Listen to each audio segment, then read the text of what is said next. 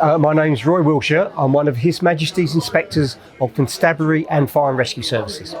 So my presentation today is based on our values and culture in the Fire and Rescue Service report that came out earlier this year. I'm also going to mention our thematic inspection into misconduct in fire and rescue services. So I'm going to look through what we found, what evidence we found, the recommendations we made and how we're dealing with those recommendations. But I think part of this really will turn into a discussion. The report's out there, presentation's out there. It's really a discussion between me and the audience.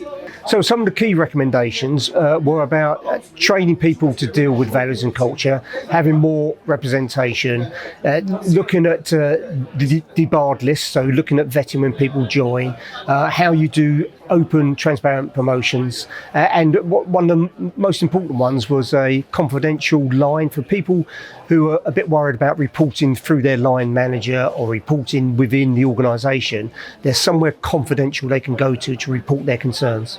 It's immense. Equality, diversity, inclusion are immense. So if you're not really looking at equality and diversity, recruiting people from the local community, you're missing out on talent as much as anything else. Not only are you not representing your communities, you're missing out on talent.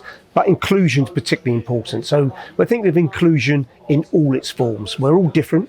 We have different ways of looking at things. So inclusion, not exclusion, along with diversity, is particularly important.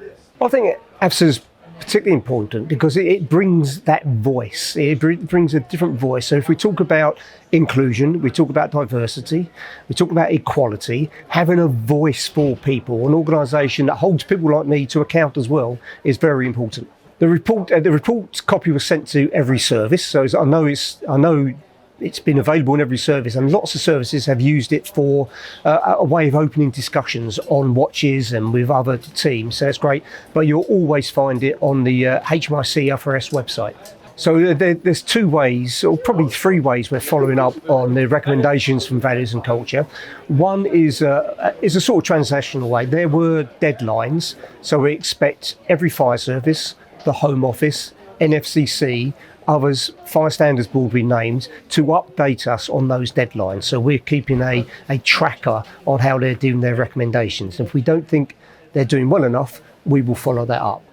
We also then follow it up with our regular inspections of fire and rescue services. So under the people pillar, as it's known, we look very much at equality and diversity, training, openness of promotion, processes and those sorts of things, but we're also doing our thematic into misconduct. So that, again, although it's not directly about values and culture, it will really play into that whole discussion.